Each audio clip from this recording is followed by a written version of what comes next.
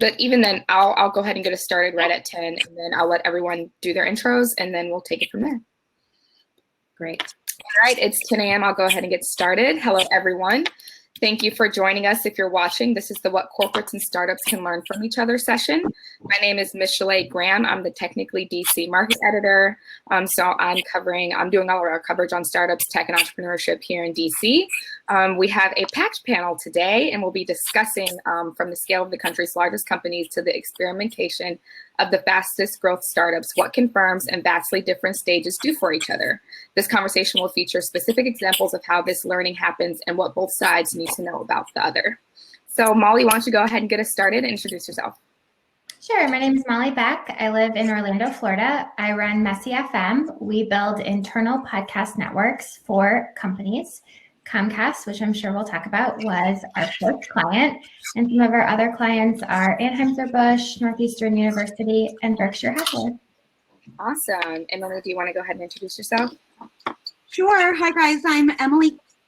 I am the Director of Digital Strategy and Advanced Analytics, a good mouthful, at URBN, a specialty retailer known for brands like Urban Outfitters, Anthropologie, and Free People. I've been with URBN for about a year and a half, and in past lives have run a variety of digital strategy initiatives for the CPG industry.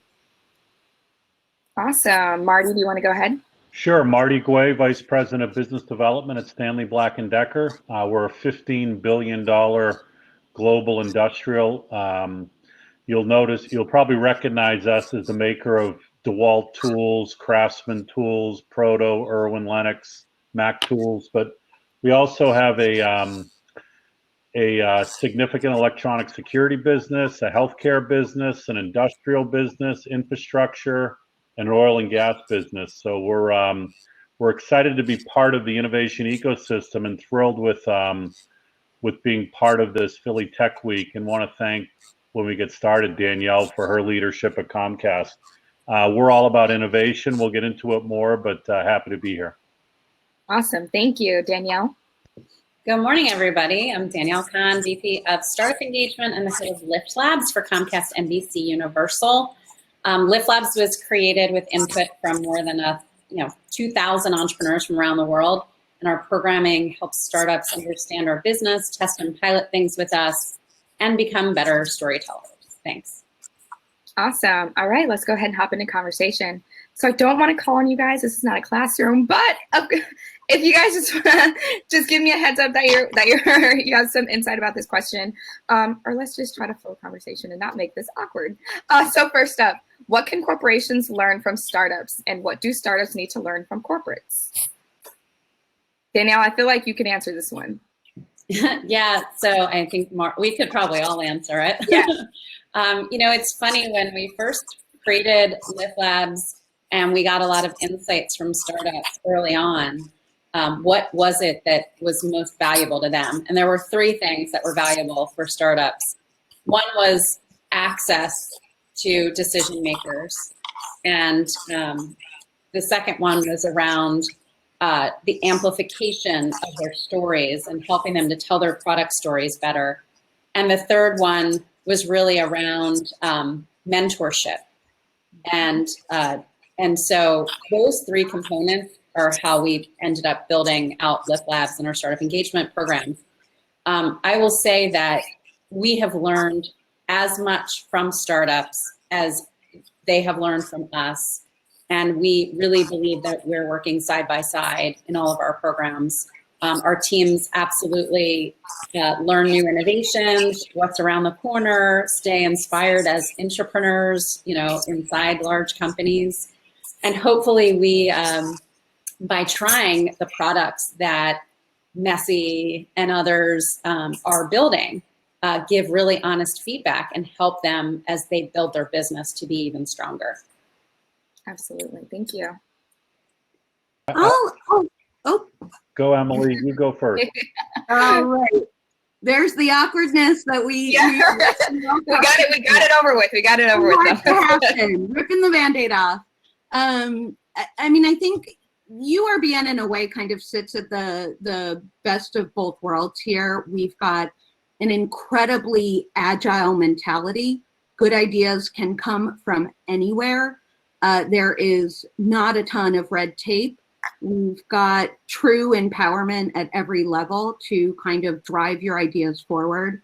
I certainly think, though, there is a reason why corporations have process and clarity on, visions and goals, and ensuring that everybody is focused on what matters instead of people sort of all running, perhaps parallel to each other, but not necessarily working together towards a really cohesive set of goals.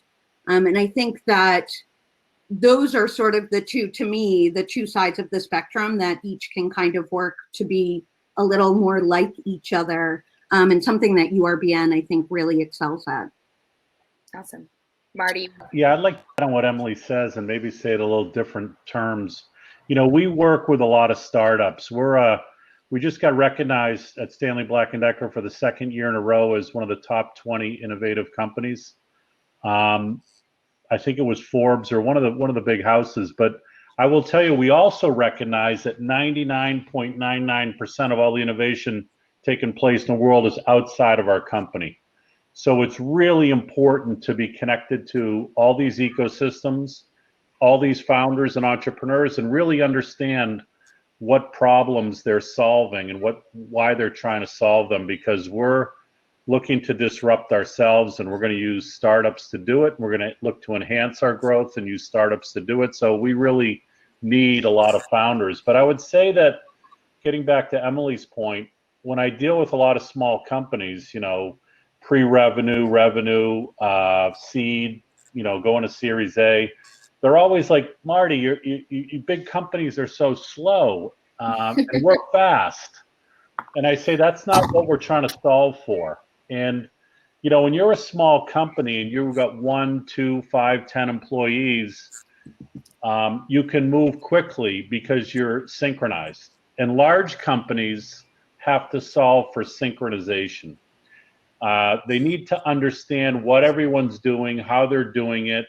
There's governance around that. There's, collaboration, cohesion. Emily talked about focused on the same goals. There are large companies that can move as fast as startups. You look at Tesla putting a factory together in 10 months in China.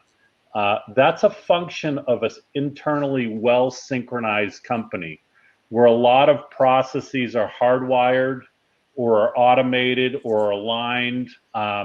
Big bureaucratic companies don't have that complement, but a lot of them do. So when you work with big companies, find ones that are well synchronized, because if you don't, you're going to get stuck in the mire of trying to get a use case done, trying to get approval on a contract, trying to get a PO set up. There are better companies to work with than others. It's hard enough, and I know Danielle can speak to this also, but we have 60,000 employees. I struggle with getting some things through the pipe sometimes. I can't even imagine what an outsider does. So, speed is the outcome to how things happen, but synchronization is really the important matter. And as you grow your startups, you want to make sure you're well synchronized in all ways. I like that. Thank you. All right, I'm going to move on to our next question. So select startups benefit from accelerator programs within larger institutions, which often come with funding and mentorship attached. But what else can corporations do to support local startups that's less time intensive and impacts more companies at once? I can take this. So as someone that enormously benefited from going through Lift Labs, which was a program, an accelerator that gave me, mentorship and customers and use cases and all of those things, I still work with lots of companies in my local area in Orlando that, while they're not providing the scaffolding that like a Lift Labs program does, they do support me as a local startup in their community.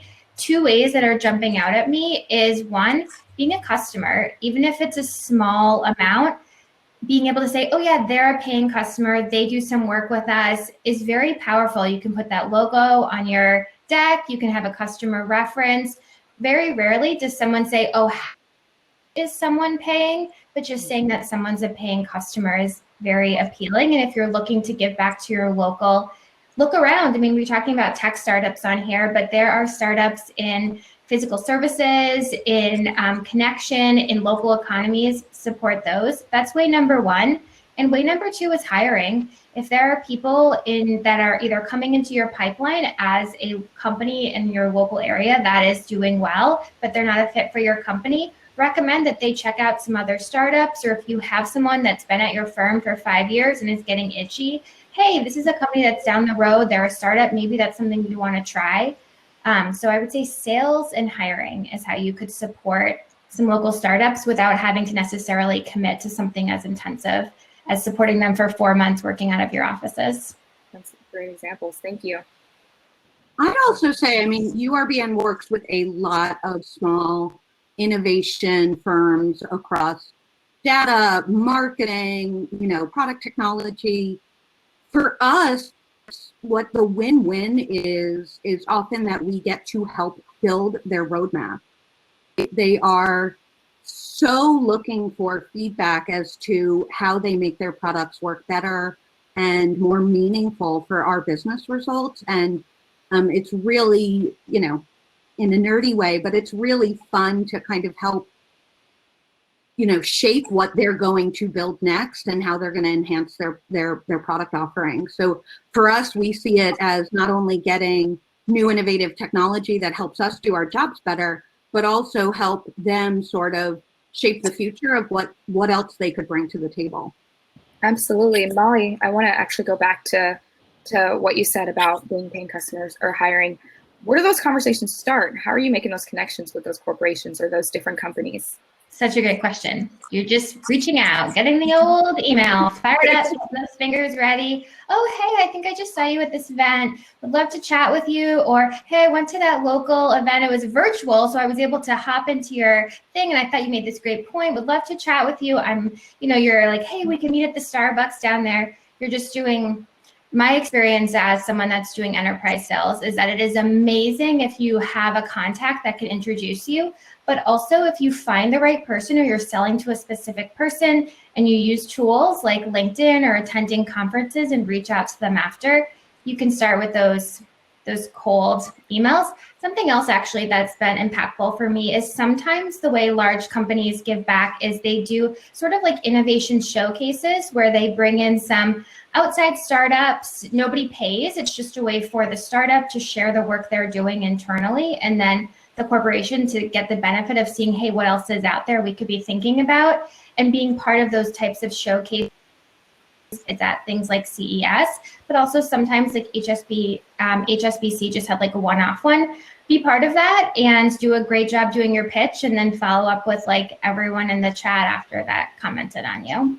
Absolutely. The thing that I would add here too is I'm always impressed by the startups that are what I would call sort of selfless, who end up like helping their fellow startups or introducing us to founders of color, additional women, like that are just, they think that there's a benefit for connecting people. And it isn't always about that hard sale. And you establish a relationship, a rapport, a trust, because maybe you had a love, like for me, I love travel. And so startups that reach out to me around travel are just, while we're not necessarily scouting for startups in that space, we end up building a rapport. And who doesn't love travel? So sometimes you're digging for, to Molly's point on LinkedIn, is like, what's the person that you're trying to sell into? What's their true passion point? And again, like, I love that we have had founders who we haven't necessarily been able to do something with, but they have reached out and said, we know other founders who you could really help. Here are 3 founders in our network and in our expanded network who we think you need to meet. And I just find that those are the people I remember. Well, one of the things that we've done is we've had startups come into our programs or accelerators, and they have demo day and the program's over. We've actually kept them in our space. We've had the space. Not everybody, but the ones who wanted to stay back, we made sure they had a great address to get things sent to. If they wanted to host meetings, they had nice conference room. And what was really great was they became part of the office that they were in. So they went to the kitchen. We invited them to company events. They participated in company events. They met different people. They found different internal use cases. So for us, it was really making them part of the team. Not everyone graduates first in their class in charm school, so sometimes you have to coach them up and say, "Listen, I know you want to stay till midnight here, but everyone in the office is leaving at 7 o'clock, and we don't want to have our security team watch out for you. So make sure you come in a little later than everyone else and leave, when other people do." So other than those types of little coaching moments, it really created a great environment. Our teammates who were full-time employees always liked to talk to, what they were working on or what was going on. We had some founders who were women or diverse. We invited them to our ERG groups to speak. So they really became part of the ecosystem and had a good time. And it really helped them have an echo effect after the program was over. Absolutely. I'm actually going to backtrack a little bit to, this is for you, Marty, from your answer to our first question. Someone in the crowd is asking, and I'm curious as well, do those well-synced organizations work with a lean tech stack? For example, do they use 5 apps versus 50 apps to run their organizations? No. No, I think it's a function of culture, and I think it's a function of age of the company. We're a 177-year-old company, so we got a lot of legacy. And when you have legacy, it slows you down. I don't care if you're in a family or a business, legacy just slows you down. And you need to find, there are parts of the organization that move faster than others. So when you come into an organization and you're selling a product or service to a staff role versus a line role, the staff role will move slower. They have more governance. They're trying to figure out how to make things not go wrong. The frontline business is trying to figure out how to make things go right. So if you're selling to a HR department or the legal department, be prepared for very slow moving things, right? And you need to figure that out, right? So you need to do a lot of things in parallel, not serial. So whatever you do inside a company, make sure you think spatially and not linearly, because linear is, well, if we get this done, then we'll go do this. You have to set up a multiple of things, and one turtle moves faster than the other, right? So you have to figure that out, right? And I would just add to that, the person who asked that question, I think that companies, even with legacy, though, are absolutely looking for solutions for creating more synchronization and ease of use. Yeah. We've had companies in our program that have done really well based on that as their business model, which is what's the mesh that sits on top of something that makes it much easier for all of these things behind the scenes to communicate and to create this seamless flow of data or of process. And then collaboration tools, I think more and more in large companies are definitely a hot topic. More and more, companies want to find ways for, in our case, hundreds of thousands of employees across the world to be able to communicate and collaborate on projects in their time now, like different time zones.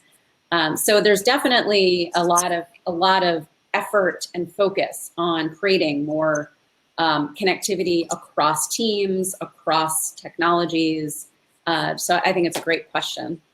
Absolutely. Thank you so much for answering that. All right, next.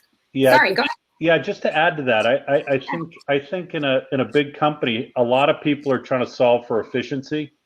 Mm-hmm. So perfection becomes the transactional perfection becomes so important.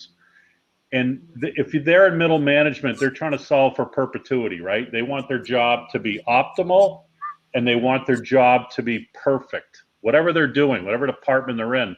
there are other people, like the things Danielle and I are working on. We're trying to make change. We're trying to transform. We're trying to disrupt. We're trying to catch the future.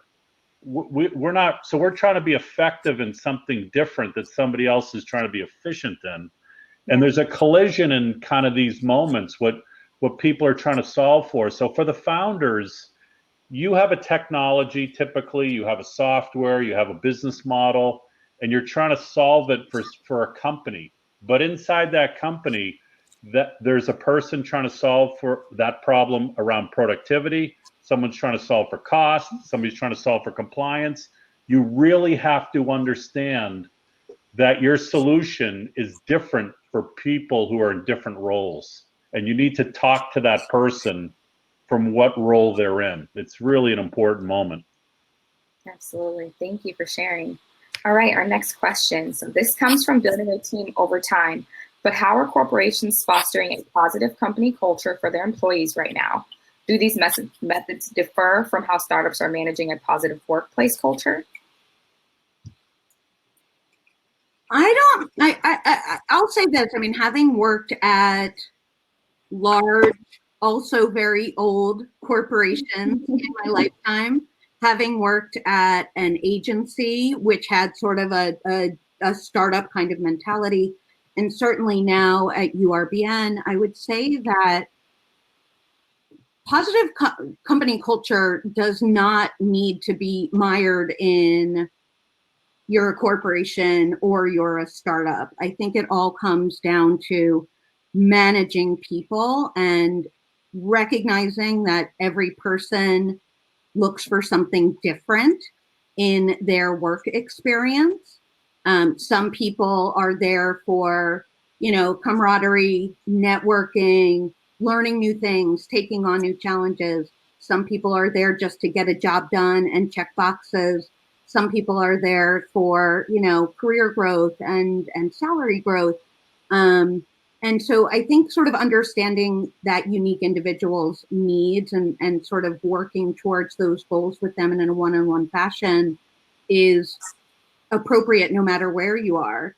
And then certainly celebrating each other's successes together. We, especially with COVID, I think we have tried even harder to take a pause once every week, once every 2 weeks. We get on a Zoom together. We try to not talk about work. We do they don't always comply, but I try to get our team's dogs to come visit our Zoom and sort of partake in the meeting. But I think it's also just about sort of almost creating a bit of a family vibe. These are people you spend an incredible amount of time with and ensuring that you're just celebrating each other and finding ways that you connect that aren't always just about work. Yeah, from culture for us is so important as a company. I have been so impressed by what Comcast NBCU has done for the whole time I've been with the company for 6 years, but in the last 6 months, the focus on employee engagement and on getting feedback about how people are feeling. We have also had really intense, important conversations around race, around inclusion, and our team in particular. I've just been so proud of the discussions that we've had since we started, but especially in the last 6 months to support one another, create a safe space. And I think Marty even mentioned before, the idea of having startups in our ecosystem, in our space. We also have a space, the entire 4th floor of the Comcast Technology Center is Lift Labs Philadelphia. We sadly miss our space because it does bring community together and culture together. And I think if you asked a lot of our mentors of our program, the programs in Lift Labs have absolutely impacted the culture of the company and the thinking and the new ways of problem solving. To me, the employers of the future are the ones who really care about the people first and customers first and also allow you to bring your voice, your authentic self to the table. Absolutely. I'm gonna add on. Molly, you go first though. Oh, okay. Did you hear me open my mouth? Woman. I was just going to say, from the total other end of the spectrum, Messi is a true startup. We don't have very many full-time employees, but we have a ton of part-time employees and a ton of contractors. So a challenge that I have is how to build culture when someone's maybe only working with us for 5 hours a month, and they've been with us for 1.5 years, but they're only really interfacing with me and maybe my assistant. How do we make them feel part of the team? I mean, this sounds silly, but this is just to give you an example of where the startup mindset is. These Messi t-shirts, we print them, they're $30 to print them. When does someone do enough work with us that they should get their Messi t-shirt and their Messi swag bag? Like, that's a real conversation that we're having internally. And not that swag is what makes a culture, but how can we be welcoming, and how, since a lot of our employees, the main person they interface with is me, how am I making sure everyone feels welcome and included? And when do we add them to the Slack? And all of those things are challenges that we think about when someone isn't spending 40 hours a week with us, but is doing work that is super important and valued at our company. Yeah, thanks, Molly. I agree. I think the culture is the most important part of a business, and it's really people based, fundamentally, because everyone wants to be part of something. Everyone wants to be part of something bigger. Everyone wants to be part of something with a purpose that aligns with their worldview or their calculus. So, some people work. Some people work for a living, but I would say that it's what people bring to the mission that really makes it interesting. So, I go to different cities and I go to nice hotels, and there's a doorman typically opening the door, and how that person acts. There are some doormen that make that job the most important job in the world and make me feel like I am the most important person walking through that door. And I think it's just this notion that we create value in how we do things, not necessarily what we do. And if the culture is aligned around a great brand or a great vision or a great purpose, it could be one person in a company, it could be 500,000. But it's really important that everyone kind of believes in what it is. And every company's different. Some companies it's around helping people, some around it's helping drive your broadband faster. But whatever it is, if that culture is great, people want to be part of it. So I think it's up to us to create the culture. I always tell the people that would work for me, I said, listen, we live in the world that's been created, or we create the world we want to live in. And this is how you come to work. So the company's got to build the culture, but we have to build the company's culture kind of at the same time, right? And love that. And I just want to say, I want to dig in on that point that you said, that we either live in the world we live in or we build the world we want to live in. If you are someone that has been successful enough in your life to work at a corporation where you're high enough that you can control the spending, I would encourage you to think about putting that spending into startups in your local economy that you believe that they're the future, they're creating the future that you want to live in, whether they're led by someone that is maybe underrepresented in the field, they're employing people that maybe wouldn't be eligible to work at your company because they don't have that right kind of background, and or they'd just be so, when a corporation takes out their credit card and pays for a new up and coming business, it is not charity. They are providing an extremely valuable service for you, but man, does it change that startup's trajectory. And I think often about the IPO party for Messi. Mark Siri, who was the first person at an enterprise that took out his card, he put $49 on the card, but it was a corporate card for Messi, dramatically changed the impact of Messi for the rest of our lives. And that's the power you can have. And if you want to create a world that you feel good about living in and you feel good about your kids living in, and you have the power to control the purse strings, put the purse strings where it matters. Right. And I think that's a great point. So well said. And I think small things can really echo into the future. It's little things that echo far. I remember I had a lot of come from big family, and I had like 16 aunts and uncles. And I remember talking to one of my uncles when I was a bit older, and I said, Uncle Jack, do you remember when you were 10, you gave me all this advice and said this to me? And he's like, no, I don't remember any of that. And it really changed my view of how I viewed myself and things. But he basically did something very small, which had a big impact on me. And I think that's what Molly's pointing to, where, big players can make a small action to make a big impact on a small player. And a lot of people will skip it and say, it's not big enough, it's not important. It actually is extremely important. Absolutely. We have another follow-up question from Mark, and it's focused on engagement.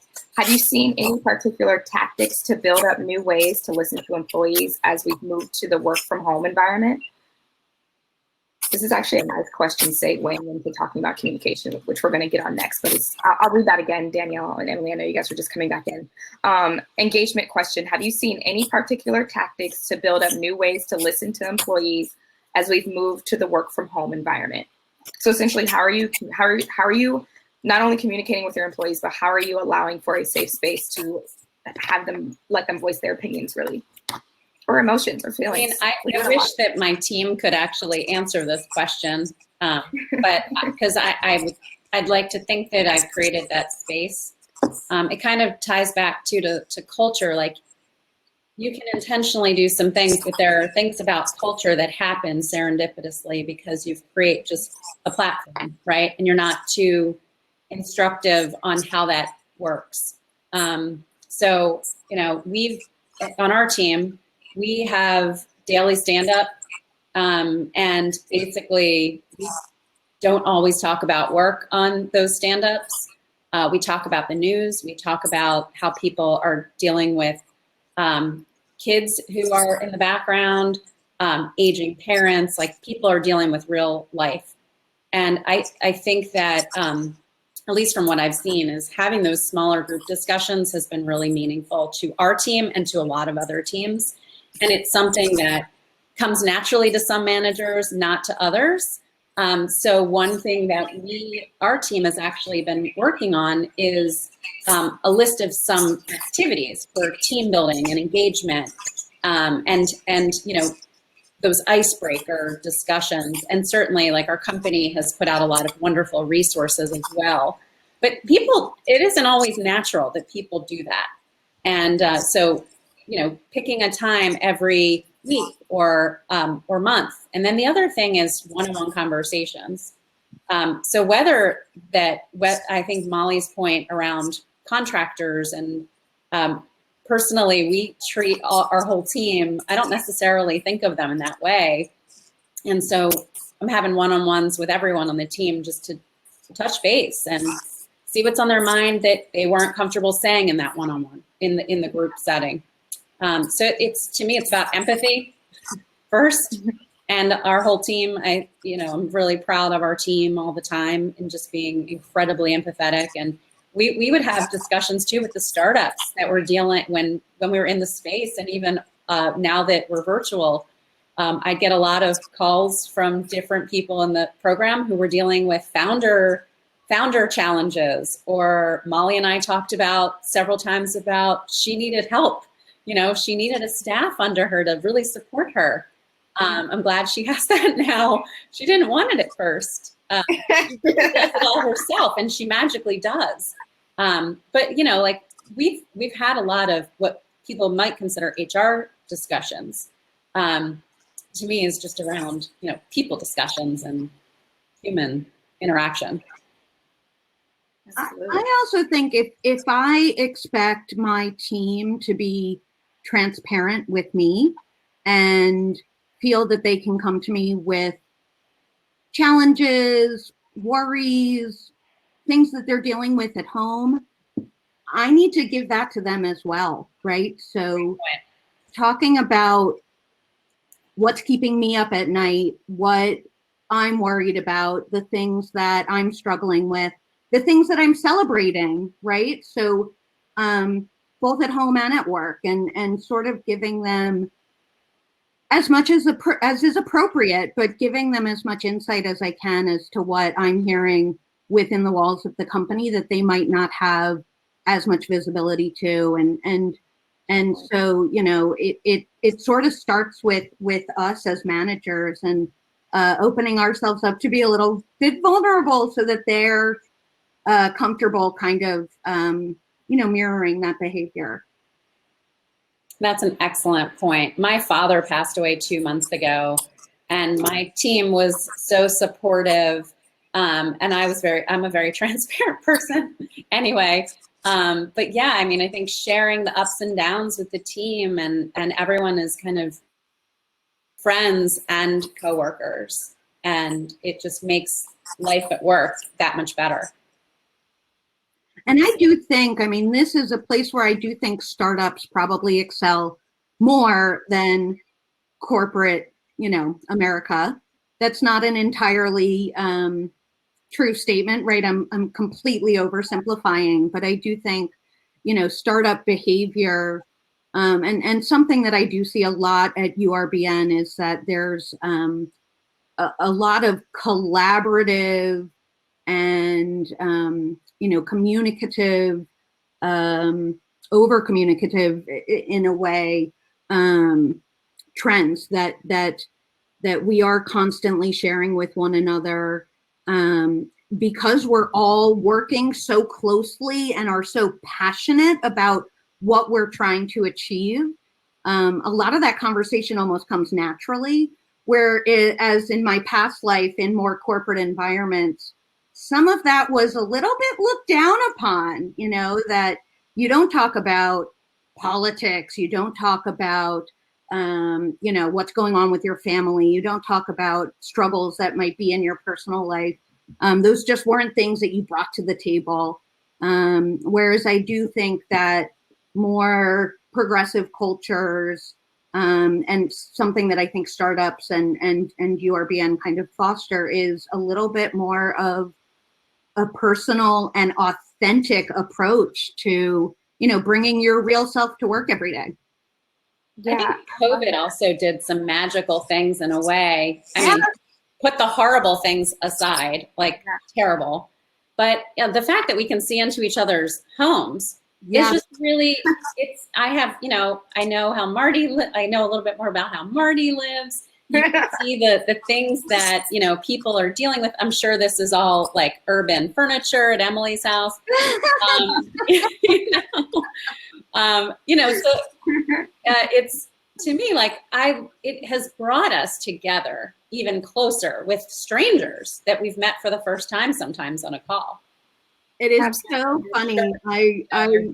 Oh, go ahead, Danielle. I was just gonna say, like, our moderator's shirt, you know, like, I knew how you felt today, right? Yeah. Like, it's like, this is actually a powerful thing to see a little bit more under everybody's life. We've had so many moments where, you know, I'll be presenting something to, you know, some of our senior leadership, and my cat will walk across the screen. And all of a sudden, the conversation goes from serious to a little bit more.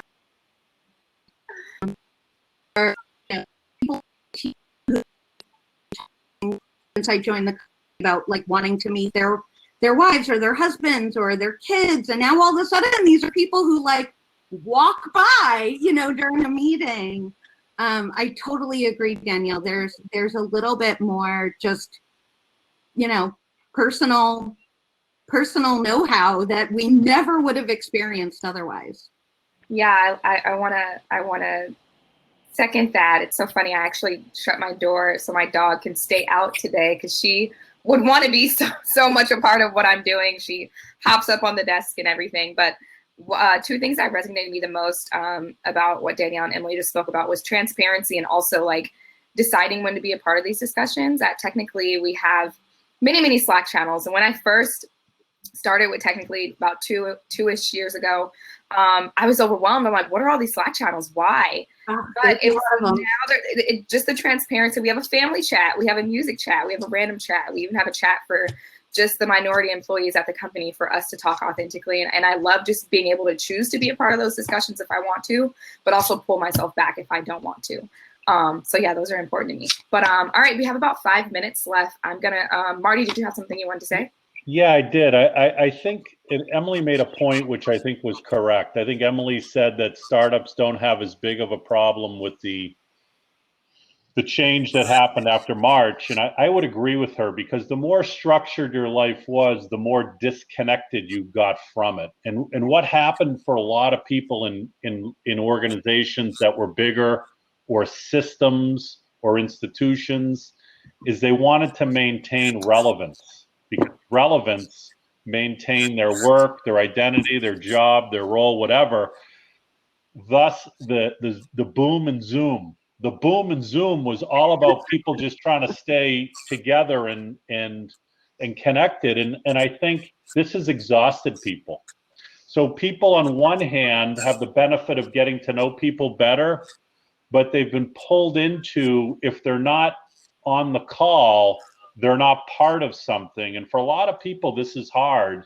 And what I've done is I cancel out of a lot of meetings, internal meetings, and I have whole days where I just don't have any calls or meetings. I read, I walk around, I do work, I do emails, but it's so liberating to cancel out of a call, right? And a lot of the calls are just to maintain relevance. So for me, that's I think your point was correct, Emily. Absolutely. All right, this is going to be our last question, and it'd be great if everyone could say just a little tidbit on this one. What has and hasn't been working at your business when it comes to hiring, business model pivot, communication, etc.? How have you updated or changed these processes in the past few months to better fit? I can go first on that one. Well, the pandemic has been very interesting for Messi. So we're in the podcasting space, and pre-pandemic, we were focused both on B2C and B2B. So we helped both individuals build podcasts and also companies do podcasts internally.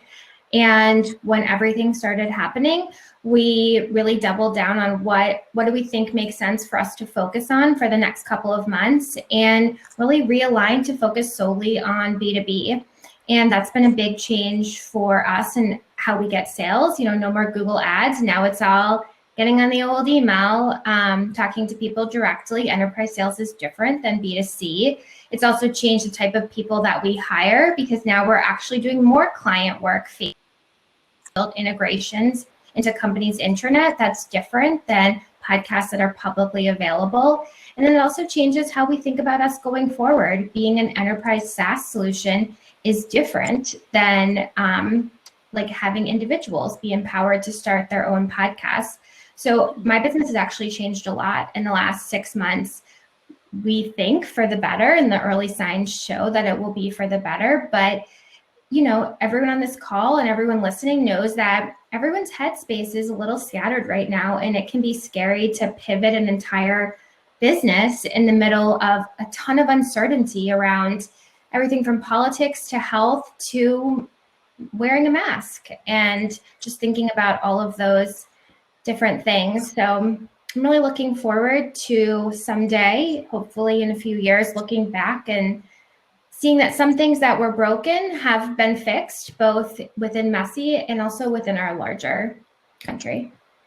Absolutely. And I would just add, I mean, when Molly first came into our program, she was all about direct-to-consumer, right? And so even through the program, discovered that there was a need inside large companies to share voice. And that's, you know, some of the spark and the accelerator. It's fun to watch that she's really gone down that path. The other thing I'd just add on our focus areas, each year our team puts together a slate of focus areas, and that's how we scout for all of our programs, whether that's the accelerator, our later stage program called Liftoff.